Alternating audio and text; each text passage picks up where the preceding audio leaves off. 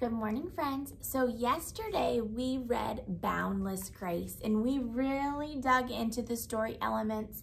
We talked about the characters, the setting, we sequenced the most important events, and then we came up with a moral or a lesson that this story taught us. Well, today we are going to read the first story of, remember this was the sequel. So this one actually came before Boundless Grace. We're gonna read Amazing Grace. And then remember what we're doing is we are comparing, which means we're looking at them and seeing what is the same. And we are contrasting, which means we're looking into the story and seeing what is different. And remember, we're doing all of that on our graphic organizers. So just by looking at the title, I want you to stop and I want you to think about, what do you think might be the same? We're comparing right now.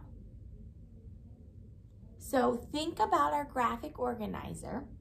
What do you think might be similar in both stories? Well, I'm going to infer, remember I'm going to use my background knowledge, and guess that some of the characters are going to be the same. I know in the second story, she hadn't seen her dad in a really long time, but she lived with her mom and grandma, remember? So I'm predicting that the characters are going to be the same because she's still going to have her mom in this story, and she's going to have Nana in this story. But then something that I think might be different is that Dad and Dad's whole new family is not in Amazing Grace. What do you think? All right, well, first we're just going to read the story. Then I am going to send you off on your own to work on the graphic organizer. Actually, while I'm reading, if you want to start filling out the second graphic organizer, remember you're going to cut that and glue it on the next page in your reader's notebooks, okay? If you want to start doing that while I'm reading, that is awesome. But then I will give you some think time and you will come back on after and we'll check our graphic organizer together. All right, so Amazing Grace.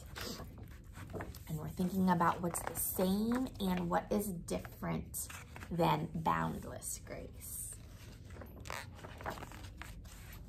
Grace was a girl who loved stories. She didn't mind if they were read to her, or told to her, or made up in her own head. She didn't care if they were in books or movies or out of Nana's long memory. Grace just loved stories. After she had heard them, and sometimes while they were still going on, Grace would act them out, and she always gave herself the most exciting part. I remember that in Boundless Grace, she loved stories too. Do you remember the stories she loved? Stories about fathers, right? And are you noticing a similar character? So you could be writing that down. We've got Grace and who? Nana. Grace went into battles of Joan of Arc and wove a wicked web as Anansi the spider. She has a very good imagination. She hid inside the wooden horse at the gates of Troy, and she went exploring for lost kingdoms. She sailed the 7 seas with a peg leg and a parrot.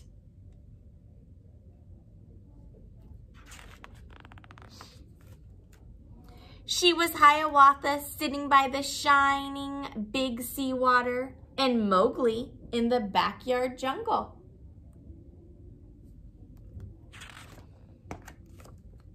Most of all, Grace loved to act out adventure stories and fairy tales. When there was no one else around, Grace played all the parts herself. She set out to seek her fortune with no companion but her trusty cat. Was her cat in the second story? And found a city with streets paved in gold, or she was Aladdin rubbing his magic lamp to make the genie appear. is this pretty similar to the second story, or is it very different? It's very different, isn't it? Sometimes she could get Ma and Nana to join in when they weren't too busy. Then she was Dr. Grace, and their lives were in her hands. But there's Ma. You could add that to your character list. One day, Grace's teacher said they would do the play Peter Pan.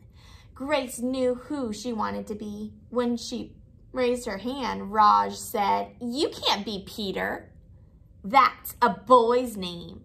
But Grace kept her hand up. "You can't be Peter," whispered Natalie. "He isn't black." But Grace kept her hand up. "All right," said the teacher. "Lots of you want to be Peter Pan, so we'll have auditions next week to choose parts." She gave them words to learn. I love how confident Grace is. That's a good character trait to describe her. Other people were discouraging her for silly reasons that she couldn't be something. Did she keep her hand up? She didn't let anybody persuade or change her mind. Thinking that might be something with our what? Our moral. When Grace got home, she seemed sad. "What's the matter?" asked Ma. "Raj said I can't be Peter Pan because I'm a girl." "That just shows what Raj knows," said Ma. "A girl can be Peter Pan if she wants to." Grace cheered up. Then later she remembered something else. "Natalie says I can't be Peter Pan because I'm black," she said. Ma looked angry. But before she could speak, Nana says, "It seems that Natalie is another one who don't know nothing. You can be anything you want, Grace, if you put your mind to it." Do you agree? Now, I want to stop and reflect for a minute. Nana seems very, very knowledgeable, which means she has a lot of good information and advice that she seems to often give to who? Grace. Do you remember in the second story how she kept telling Grace, family is what you make it? So I think Nana is going to be our ticket to the moral here. On Saturday, Nana told Grace they were going out. In the afternoon, they caught a bus and a train into town. Nana took Grace to a grand theater. The sign outside read, "Rosalie Wilkins in Romeo and Juliet in sparkling light." We need to stop for a minute. I want you to look at the picture. I want you to infer. I want you to think about, why do you think she's taking her to see Rosalie in a ballet? All right, let's see, keep reading. Let's see if you're right. "Are we going to the ballet?" Nana asked Grace. "We are, honey. But first, I want you to look at this picture." Grace looked up and saw a beautiful young ballerina in a tutu. Above the dancer, it said, "Stunning new Juliet."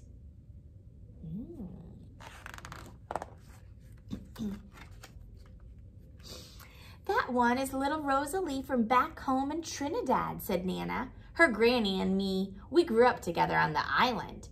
She's always asking me, do I want tickets to see her Rosalie dance? So this time, I said yes." After the ballet, Grace played the part of Juliet, dancing around her room in her imaginary tutu. "I can be anything I want," she thought.